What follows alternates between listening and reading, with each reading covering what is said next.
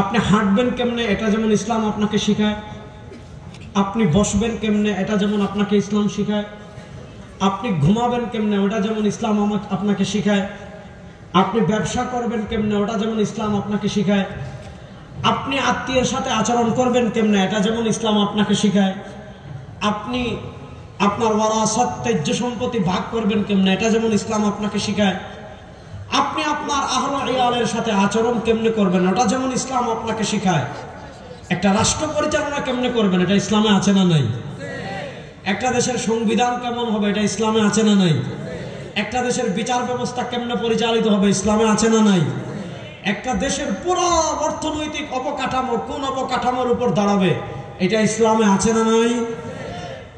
সেকুলারিজমের ধর্মনিরপেক্ষতার সফলতার জায়গা আসলে কোন জায়গায়?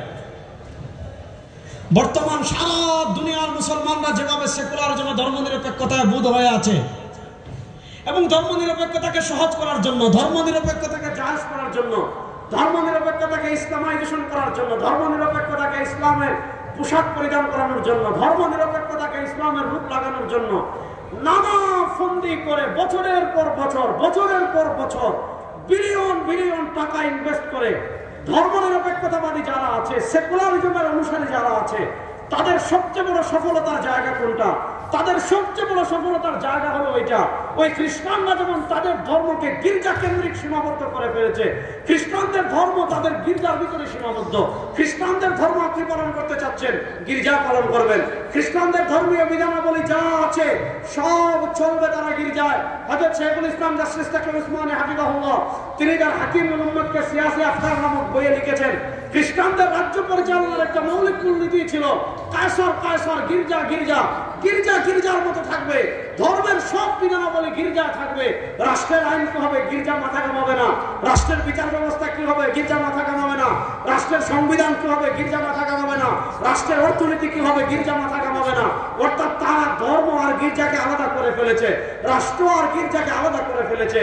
মুসলমানদের জন্য এই শতাব্দীতে সবচেয়ে চিন্তা এবং পেরেশানির যে জায়গা, মুসলমানদের জন্য এই শতাব্দীতে বুদ্ধিবৃত্তিক পরাজয়ের সবচেয়ে বড় যে জায়গা, সেই জায়গা হলো খ্রিস্টানরা তাদের ধর্মকে শুধু গির্জার ভিতর বন্দী করে ফেলেছে, আর মুসলমানরা আজকে সেকুলারিজমের পোশাক পরে মুসলমানরা তাদের ধর্মকে শুধু মসজিদ এবং খানকা নির্ভর করে দিয়েছে। অথচ একটা রাষ্ট্র কেমনে চলবে ইসলামে আছে না নাই? একটা দেশের সংসদ কেমনে চলবে ইসলামে আছে না নাই?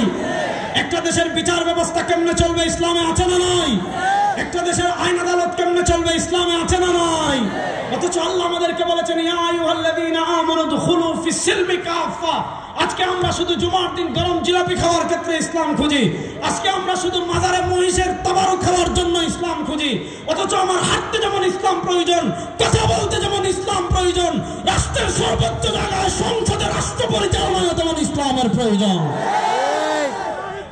এবার 52 বছর আমরা বাংলাদেশ দেখেছি ধর্মনিরপেক্ষতার বাংলাদেশ, 52 বছর আমরা দেখেছি জাতীয়তাবাদের বাংলাদেশ, 52 বছর আমরা দেখেছি সোশ্যালিজমের বাংলাদেশ, 52 বছর আমরা দেখেছি ডেমোক্রেসির বাংলাদেশ।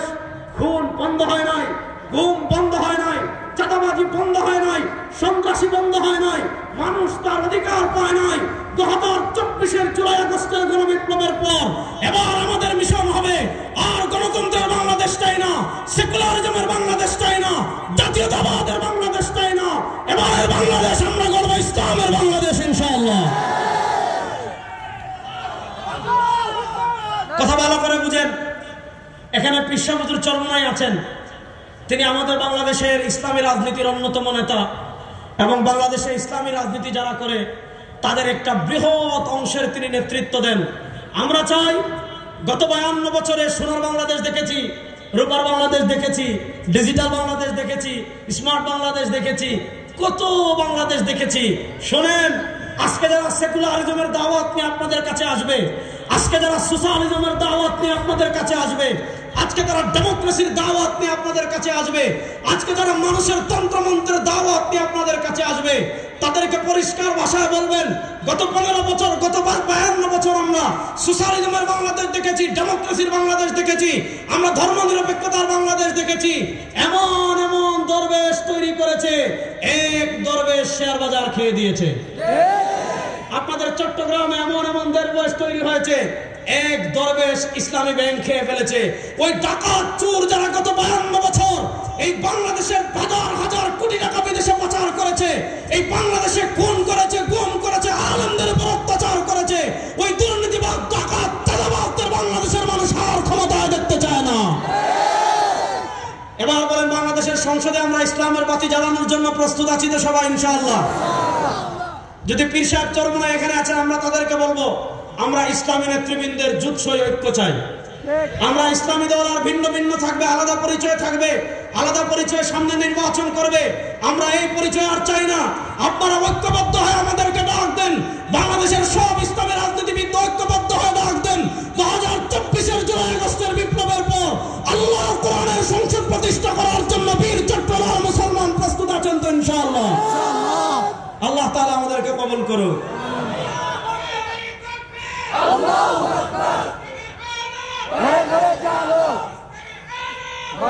ইনশাআল্লাহ আমাদের সব বাংলাদেশের খেলা শেষ, এবার আমরা কোরআন এবং ইসলামের বাংলাদেশ দেখবো ইনশাআল্লাহ। আল্লাহ তাআলা আমাদের সবাইকে ইসলামের বাংলাদেশ গড়ার তৌফিক দান করেন, মেহনত করার তৌফিক দান করেন। সব ইসলামী রাজনৈতিক দল যদি ঐক্যবদ্ধ হয়ে আপনাদেরকে ডাক দেয়, সাথে থাকবেন তো ইনশাআল্লাহ? আল্লাহ তাআলা কবুল করুক। আসসালামু আলাইকুম ওয়া রাহমাতুল্লাহ।